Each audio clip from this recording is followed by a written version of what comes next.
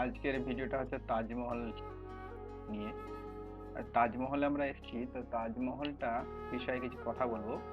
তবে এই যে ভিডিওটা এখন শুরুতেই দেখতে পাচ্ছেন, এটা আমার মোবাইলের ভিডিও নয়। আমি ভিতরে মোবাইলে কিছু রেকর্ড করেছি ভিডিও, যেটা আপনাদের সঙ্গে শেয়ার করছি। আর কিছু তাজমহলের বিষয়ে বলছি, যে তাজমহলের আর্কিটেক্ট কে ছিল এবং তাজমহলটা তৈরি কিভাবে হলো।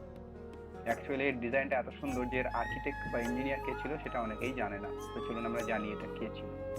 তাজমহল। এই তাজমহল আমাদের ভারতের মধ্যে অসাধারণ একটা নিদর্শন মোগল সাম্রাজ্য করে গেছে। শাহজাহান এটা করে গেছেন মমতাজের নামে। অ্যাকচুয়ালি এটা মমতাজ মহল নামই ছিল, তারপর তাজমহল হয়েছে।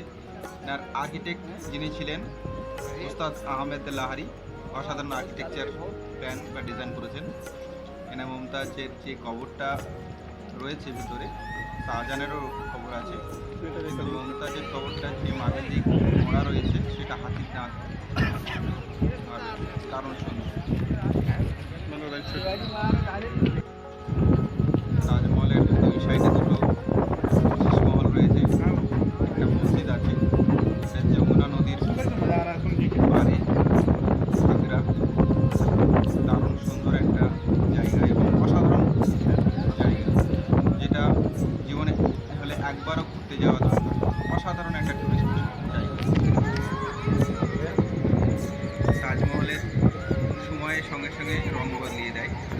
সকালে একরকম, দুপুরে একরকম এবং সন্ধ্যা একরকম। মার্বেলের রং চেঞ্জ থাকে, একদম ন্যাচারাল কালার।